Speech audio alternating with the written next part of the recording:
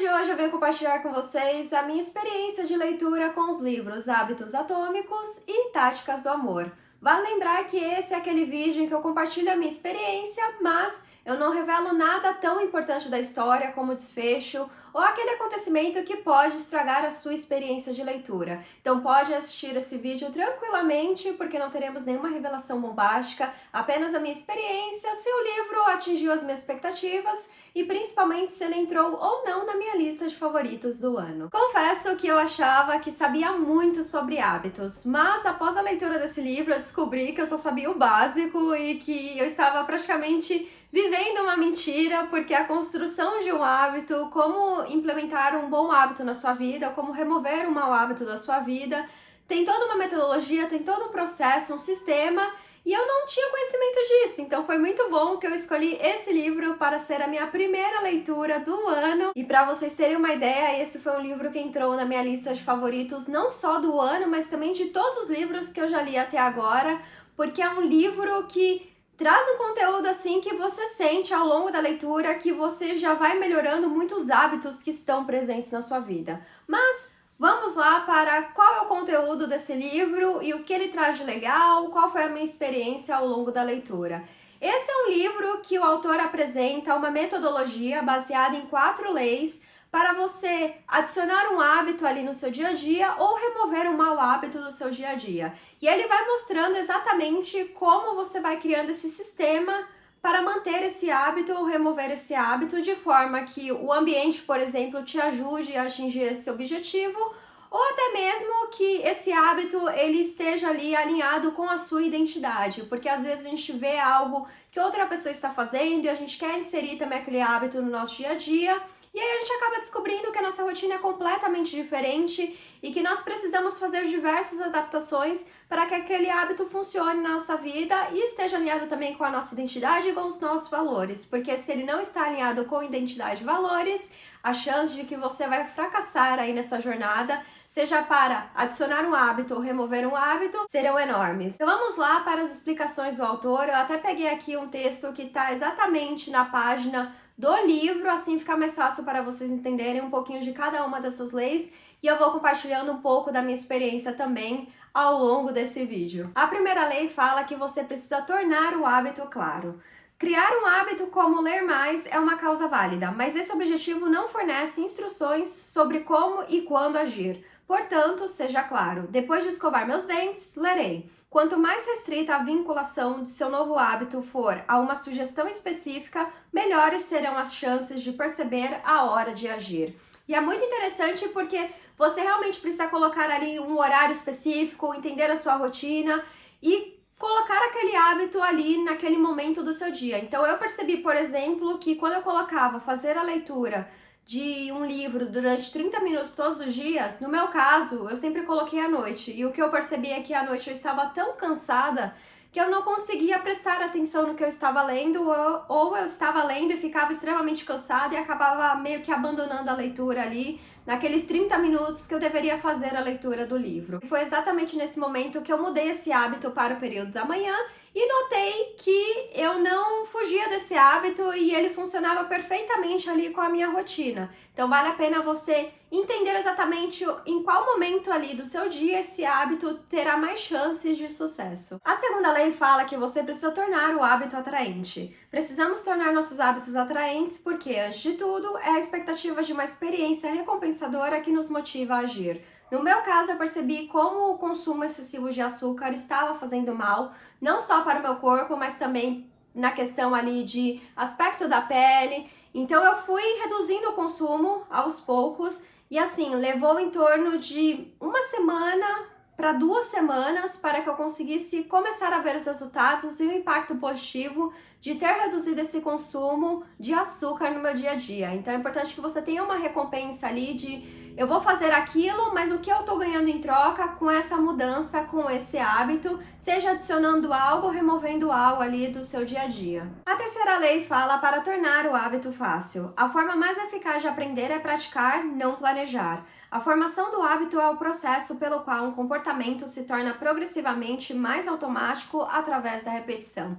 Então é algo que você faz todos os dias. Se você quer ter uma vida mais saudável, você vai colocar o exercício como parte da sua rotina, do seu dia a dia, mesmo que você só faça por 10 minutos. Então eu não gostava de fazer exercícios, principalmente ali aqueles que eu precisava gastar um pouco mais de energia, e eu percebi que o Pilates funcionava muito para o meu estilo de vida. Só que eu fui começando aos poucos, 5 minutos todos os dias, depois 10 minutos todos os dias, 20 minutos todos os dias, e aí eu fui notando o meu desenvolvimento e principalmente como esse hábito estava se encaixando perfeitamente dentro da minha rotina. E a quarta e última lei, torne o hábito satisfatório. Existe uma versão de cada hábito que pode lhe proporcionar alegria e satisfação. Encontre-o. Os hábitos precisam ser agradáveis se você quiser que eles durem. Então, uma coisa que eu faço, por exemplo, na minha rotina de exercícios, quando eu faço aqui em casa e não quando eu faço no Pilates presencial, é que eu coloco sempre algum podcast ou alguma coisa bem interessante para ficar ali tocando enquanto eu estou fazendo exercício. Então eu atrelei algo que eu gosto, que é descobrir coisas novas, aprender coisas novas, ao exercício físico. Sim, ele está conectado com essa atividade e é uma atividade que eu vou ficar ali esperando ao longo do meu dia, porque eu sei que será um momento muito bom, não só para o meu corpo, mas também para a minha mente. E assim como nós temos essas 4 leis para criar um bom hábito, o autor fala que você pode inverter a situação e usar essas leis para remover um mau hábito da sua vida. E aí ele começa falando que o hábito ele tem que ser invisível, tem que ser desinteressante, difícil e também insatisfatório. É algo que você sabe que vai fazer ali, que vai fazer um mal, que não tem nenhuma recompensa.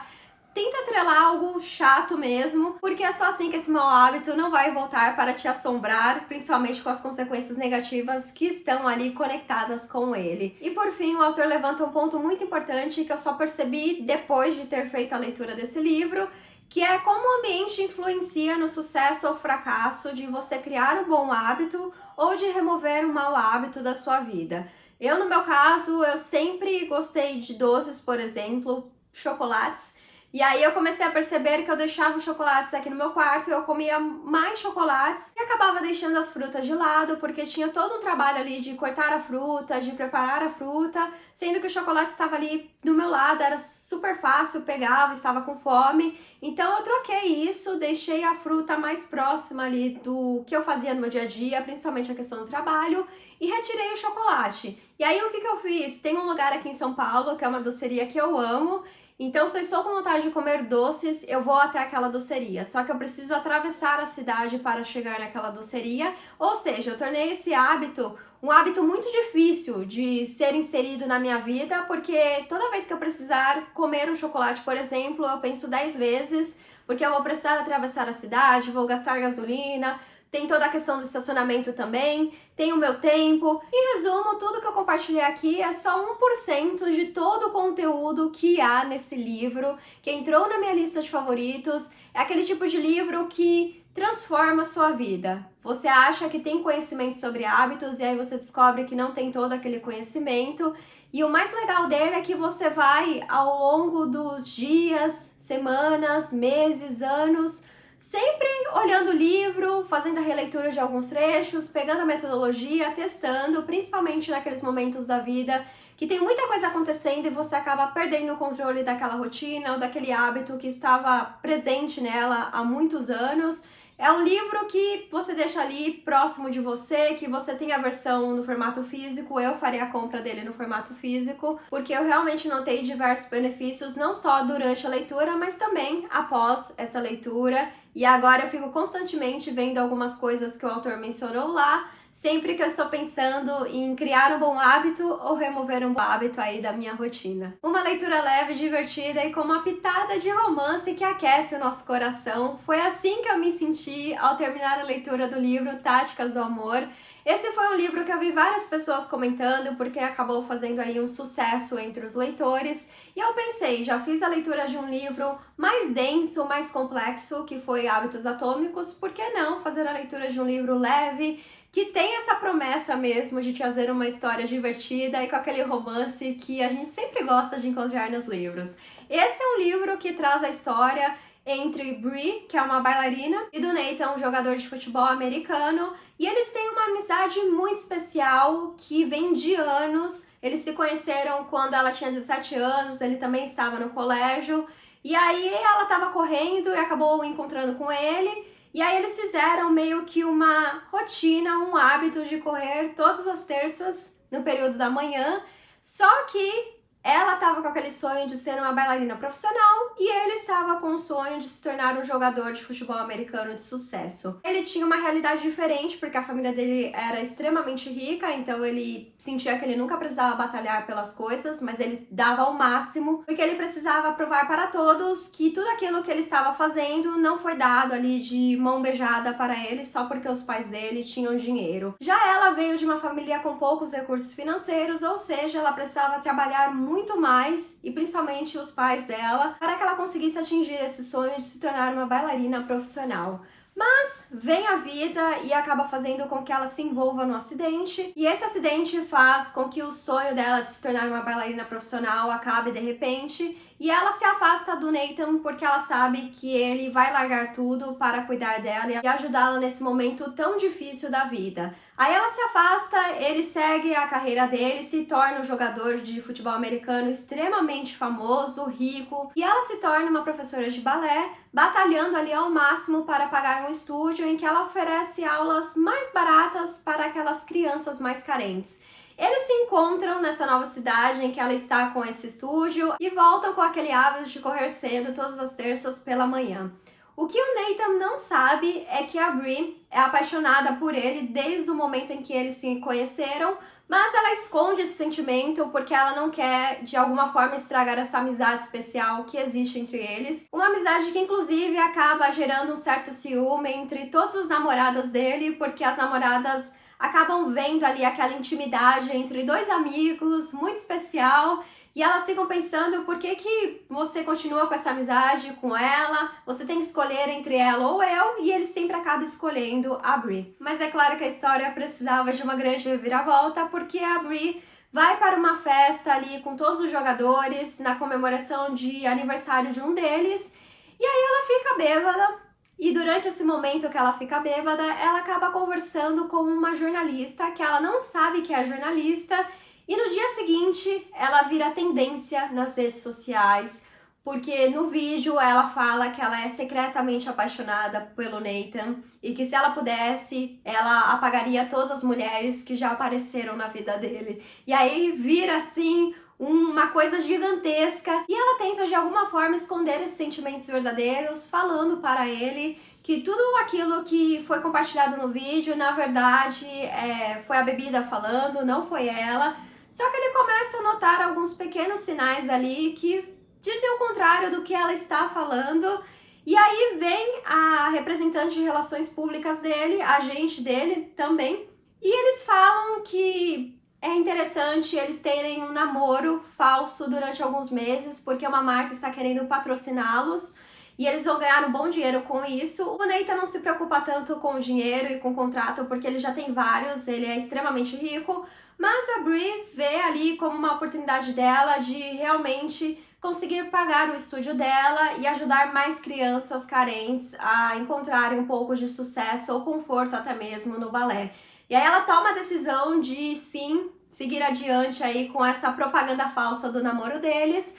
Só que ela vai ter que lidar com esse outro lado em que ela tem sentimentos verdadeiros, então como ela vai conseguir escondê-los de forma que o Nathan não perceba e também que ela não caia nesse relacionamento falso achando que tem possibilidade de se tornar um relacionamento verdadeiro.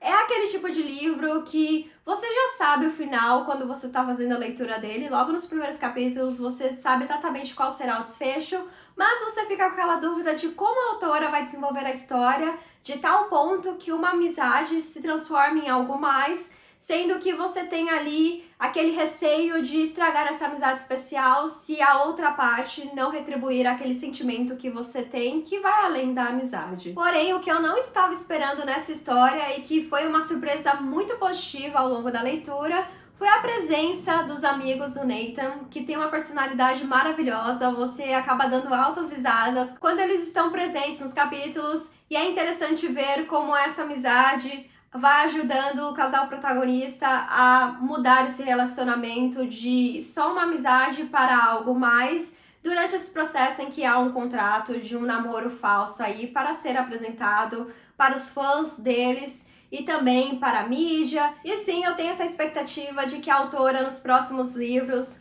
coloque outros jogadores desse time de futebol americano como protagonistas da história, porque eu tenho certeza que eles vão trazer muita diversão e muitas aventuras ao longo ali de cada capítulo. Seria algo até similar à série de livros Clube do Livro dos Homens, que tem essa pegada assim, é uma série que traz esses momentos de diversão, uma leitura bem leve em que o romance está presente.